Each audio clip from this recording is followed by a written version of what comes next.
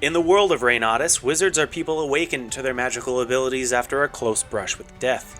Upon receiving their involuntary gifts, wizards are left with little choice but to conceal their abilities to maintain their previous lives.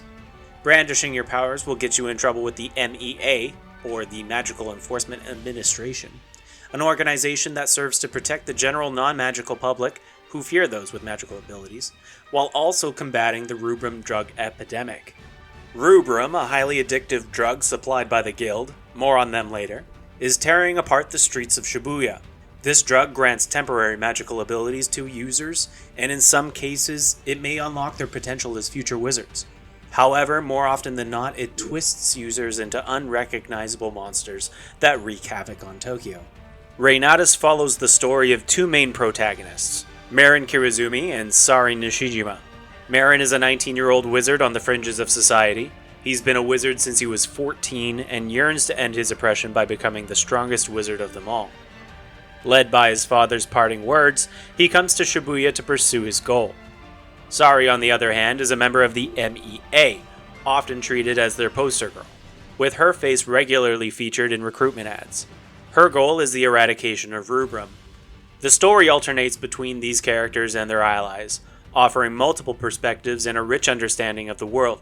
Written by Kazushige Nojima of Final Fantasy series fame, the story is one of the clear highlights of Reynatis. Gameplay and story are uniquely interwoven. When wandering the streets of Shibuya or engaging in combat, pressing the L button switches your wizard between suppressed and liberated states. In the suppressed state, you conceal your magic, allowing you to walk freely and interact with the general public. In the liberated state, however, you can see hidden items you wouldn't otherwise be able to, but people will cower in fear and post your location on social media. As you trend and eventually reach the number 1 spot, the MEA descends on you with their top agents, triggering a fight that feels almost unwinnable. This system serves as a prolonged game over, as it's impossible to avoid the fight, and escape isn't an option. To prevent this, you must hide in specific zones marked with an eye. These hiding spots are often in plain sight and always conveniently placed where a fight or quest might end, making the system feel half-baked from a gameplay perspective. While it adds flavor and tension to the setting, it doesn't offer much else. Now, on to the main feature, the combat. As mentioned, the suppressed and liberated states also apply during battles. In the liberated state, you're in your fully magical form, with your clothing transformed and your hair glowing, a sight that would make Dumbledore envious. Y becomes your basic attack, while X and A are your magical spells, all of which drain your mana. Once your mana is depleted, you revert to the suppressed state and must either wait for it to refill or absorb mana from enemies. To absorb mana, you'll need to dodge attacks. When an attack is imminent, a circle appears on your character. Holding the R button charges this circle. Release it at the right moment to steal mana from your enemy and negate damage. Fully charging your mana triggers an overcharged state, causing an explosion and slowing time, giving you a chance to deal extra damage. You can create a team of 3 characters, each with their own mana pool, and switching them in using the ZL and ZR buttons.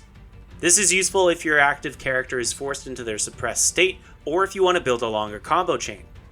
Later in the game, you unlock ultimate abilities that use a diamond meter near your mana bar, triggered by pressing in the L stick when the meter is full. These abilities are satisfying finishers, and each character has a unique ultimate, which became a key consideration when forming my team. As you progress, you'll meet more of the supporting cast. With a total of 6 playable characters, each with a distinct combat style. My personal favorite is Moa Fukumachi, who wields a giant umbrella hammer and can summon a swarm of smartphone-wielding bunnies during combat.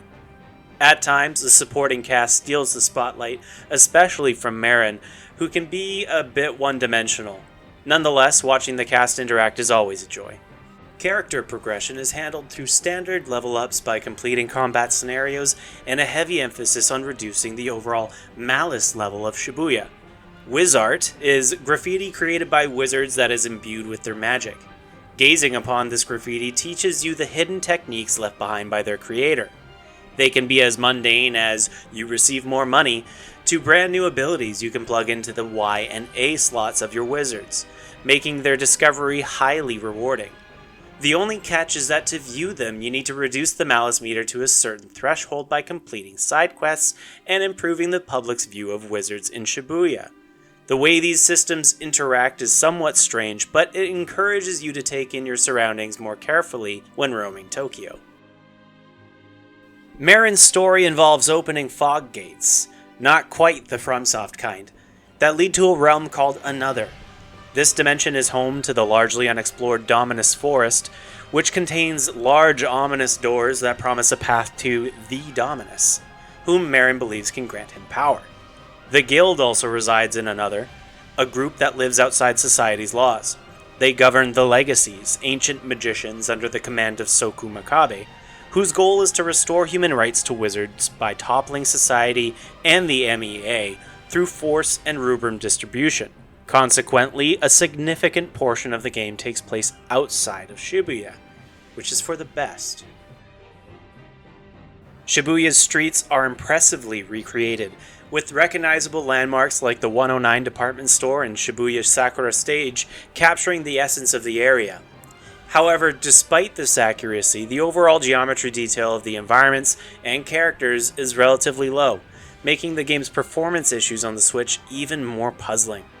Frame drops are frequent in Shibuya, with the iconic Shibuya crossing being the worst offender. While the game's performance improves in indoor areas and Another, much of the exploration and side quests occur in Shibuya, where loading into new zones often causes noticeable lag. Completing quests can also trigger pauses of several seconds before cutscenes load. Given the modest level of graphical detail, the game's poor optimization on Switch feels difficult to justify. The camera becomes an issue as well, especially during combat. Characters like Sari, with her large sweeping attacks, can cover great distances. Fun in open areas, but frustrating in tight spaces. In narrow hallways, I often found myself fighting blind, relying on audio cues to gauge my position. Other gameplay quirks also detract from the experience. Leaving a combat zone can cancel the fight, even with just one enemy remaining, and some abilities grant so much mobility that I accidentally ran away from encounters. Revisiting explored areas in Another doesn't reveal more of the map, forcing reliance on a small, hard-to-read minimap for navigation, and when quest markers vaguely point towards your goal in these zones, it becomes unnecessarily irksome. I also experienced multiple crashes, once while quickly navigating the pause menu and using photo mode, and more frequently when advancing to the next stage of the story. Fortunately, the autosave system prevented any major loss of progress. The lack of a fast travel system also adds to the frustration. While wandering the streets of Shibuya is initially enjoyable, the game starts to feel tedious when you have to trek through the same areas repeatedly for side quests. Reynatis is ultimately a frustrating experience. I adore many of its characters and concepts, and when the combat works, it's incredibly fun. But when it doesn't, it's maddening. The boss battles can be particularly aggravating, with some enemies relying on stun-locking attacks, which wouldn't be as much of an issue if not for the game's poor performance. I wish the game had been given another year of development, as its releasing was squandered potential. I truly hope future patches address some of these issues, as I'd love to return to the game with renewed enthusiasm, especially with the upcoming DLC collaboration with The World Ends With You. If the game's core concepts interest you and you can look past the performance issues, it's worth checking out. Just play it on another console or PC where these problems will hopefully be less prevalent.